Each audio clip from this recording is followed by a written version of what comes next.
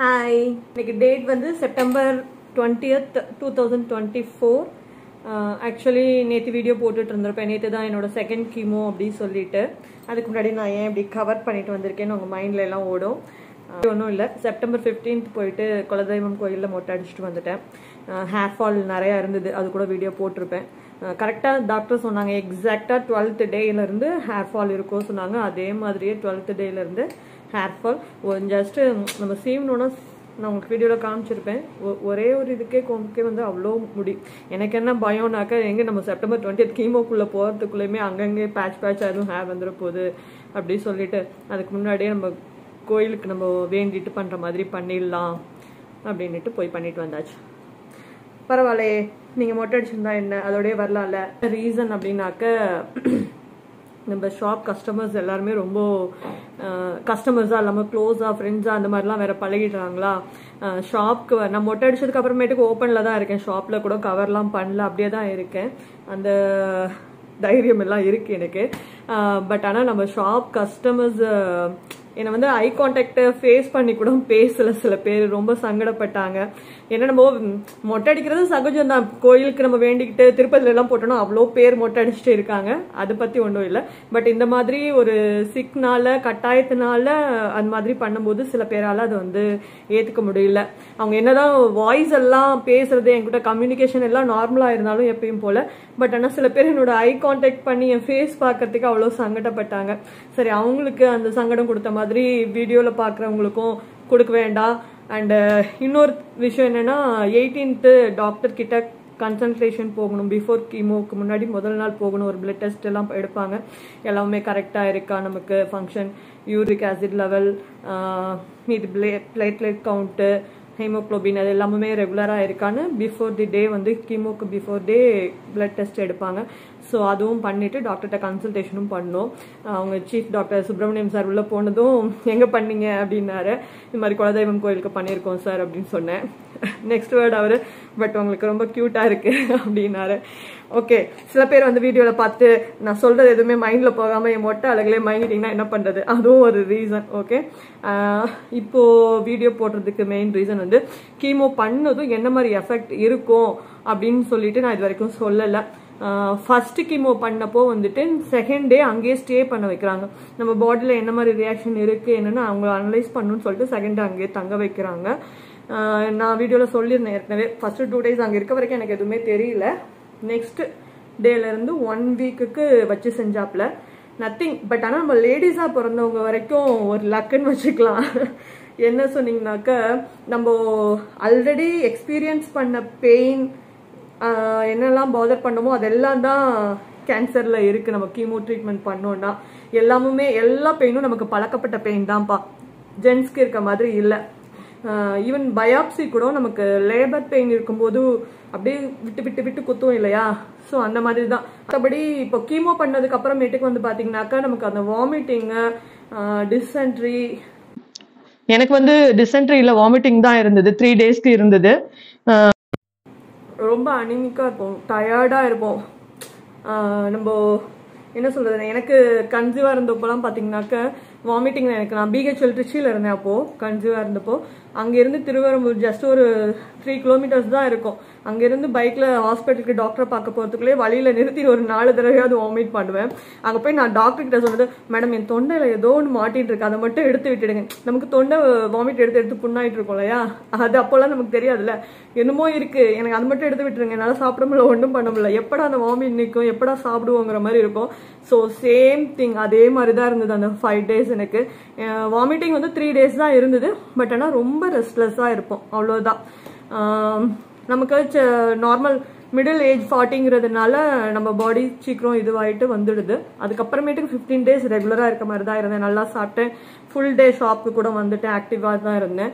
என்னோட ஃப்ரெண்ட் வந்து சொன்னாங்க, அவங்க அம்மாவுக்கு வந்துட்டு அதே மாதிரி கேன்சர், 6 months 1 yearக்கு ஃபுல் டயர்டாக ஒன்றுமே நம்மளால எழுந்துக்கவே, அவங்க ஏஜ் ஃபேக்டர் வேறு இருக்குது இல்லையா, ஸோ அவங்களுக்கு அபோவ் 60 years அந்த மாதிரி இருக்கிறதுனால அவங்களால இதுவாக இருக்க முடியல. அவங்க சொன்னதெல்லாம் கூட எனக்கு பயமாயிட்டு தான் நான் வந்து பிஃபோர் ட்ரீட்மெண்ட் ஆரம்பிக்கிறதுக்கு முன்னாடியே மைண்ட் டைனமோ ஆயிட்டு ஷாப்பை சேல் பண்ணிடலாமா அப்படிலாம் கூட மெசேஜ் போட்டுட்டு இருந்தேன். மேல் ஷாப்பை வெக்கேட் பண்றேன்னு சொல்லி ஷாப் ஓனர்கிட்ட பேசி அவர் என்ன ரியாக்ட் பண்ணாருன்னு கூட நான் என் வாட்ஸ்அப் குரூப்ல போட்டேன். அதை நான் யூடியூப்லயும் கூட போடுறேன். மனிதர்கள் பலவிதம் அப்படிங்கிற ஒரு டாபிக்ல போடுவேன். ஸோ அந்த மாதிரி ஒரு பேனிக் ஆகிடுவோம். ஏன்னா ஒவ்வொருத்தருக்கும் ஒவ்வொரு மாதிரி ரியாக்ஷன் இருக்கும். இப்போ நான் வந்து நேற்று கீமோ பண்ணிட்டு இன்னைக்கு ஷாப் வந்திருக்கேன். ஏன்னா எனக்கு வந்து ஏன்னா ஃபர்ஸ்ட் கீமோல தெரிஞ்சது 2 டேஸ்க்கு நம்ம பாடியில் எந்த ரியாக்ஷனும் இல்லை. அதுக்கு நெக்ஸ்ட் டேல இருந்து தான் அந்த மாதிரி காட்டுதுன்னு எனக்கு தெரிஞ்சது. நியர்பை தான் வீடும் கூட, ஷாப் கிட்ட இருந்து அந்த தைரியத்தில் தான் வந்திருக்கேன் ஷாப்க்கு. ஆக்டிவாக இருந்தால் எனக்கு வந்து சும்மா வீட்டில் இருக்க பிடிக்காது, வந்துடுவேன். இங்கே வந்துட்டு கஸ்டமர்ஸ் யாரையாவது பார்த்தா கூட நமக்கு மைண்ட் வந்து ரிலாக்ஸாக இருக்கும். அவங்க சும்மா வீட்டில் தனியாக இருந்துட்டு டிவி என்ன பார்த்தாலும் ஒன்றும் இதுவாக இருக்காது. ஸோ மோஸ்ட்லி யார் கூடயாவது இருக்க மாதிரி பார்த்துக்கோங்க. அதுவே நமக்கு வந்து பெரிய மெடிசன். Excuse me. அண்ட் அதுதான் கீமோ மருந்து வந்து பார்த்தீங்கன்னா நத்திங். நமக்கு கன்சீவாக இருந்த டைமில் என்னெல்லாம் ப்ராப்ளம் ஃபேஸ் பண்ணோமோ அதே மாதிரி தான் இருக்கும். நம்ம குழந்தைக்கு ஒரு 6 monthsல இல்லை, அப்போ கூட சர்லாக்லாம் ஊட்டி ஒரு 15 minutesல ஊட்டிடுவோம். கிளறினா அது பட்டுக்கு டபடக்குன்னு முழுங்கிடும். அந்த 1 year ஆனதுக்கு அப்புறமேட்டுக்கு சாப்பாடெல்லாம் ஊட்டுவோம் இல்லையா. என் பையன்லாம் ஒரு இட்லியை 1 hour வச்சுட்டு இருப்பான். நைட்ல எல்லாம் கொடுத்தேன்னா நைட் அந்த கடைசி வாயை வச்சிருந்து அடுத்த நாள் மார்னிங் எழுந்து துப்புவோம். ஸோ அந்த மாதிரிலாம் இருக்கும். ஸோ அதை மாதிரி காலையில மார்னிங்ல ஒரு இட்லி கொடுத்தாங்கன்னா அதை வச்சுட்டு 1 மணி நேரம் அப்படியே உட்காந்துருப்பேன் சோஃபால. சாப்பிடவே முடியாது, சாப்பிட பிடிக்காது. அந்த மெடிசனோட இது வந்துட்டு அந்த ஸ்மெல் அடிச்சுட்டே இருக்கும். நம்மளோட கை கூட அவ்வளோ ஃபாஸ்ட்டாக எடுத்து சாப்பிடவே முடியாது. அது ஏண்டா சாப்பிடணும் அப்படிங்கிற மாதிரியே இருக்கும்.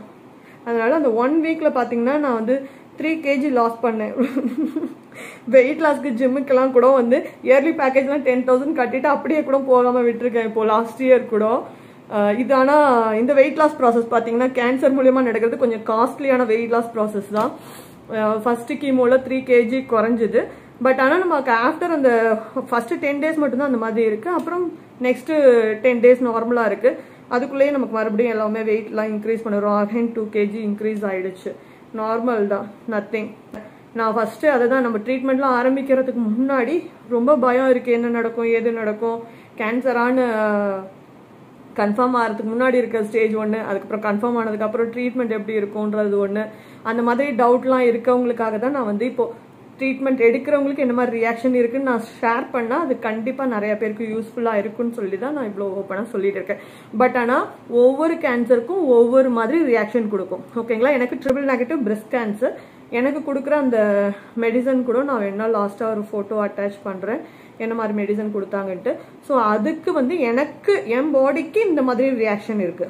ஓகேவா. ஆக்சுவலி எனக்கு இந்த ஃபர்ஸ்ட் 4 cycleக்கு கொடுக்குற மெடிசன் வந்துட்டு, சாரி மெடிசன் இல்லை, டாக்டர்ஸ் சார் என்ன சொன்னாங்கன்னாக்க நம்ம பாடியில் அனுப்புறது எல்லாமே பாய்சன். ஓகேவா. ஸோ கேன்சர் கிருமி அளிக்கக்கூடிய பாய்சன் அனுப்புகிறோம். இந்த ஃபர்ஸ்ட் 4 cycleக்கு அனுப்புகிற அந்த பாய்சனோட சைடு எஃபெக்ட் என்னன்னு பார்த்தீங்கன்னா மெயின் சைடு எஃபெக்ட் வந்து கார்டியாக் அரெஸ்ட் வரும் அப்படிங்கிற மாதிரி சொன்னாங்க.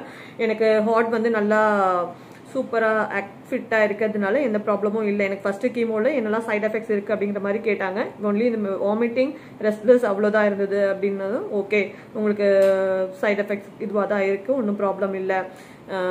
செகண்ட் சைக்கிளோடது என்ன மாதிரி சைட் எஃபெக்ட் இருக்குங்கிறது நெக்ஸ்ட் அது பண்ணும்போது சொல்லிக்கலாம் அப்படின்ற மாதிரி சொல்லிட்டு விட்டுட்டாங்க. ஓகேவா.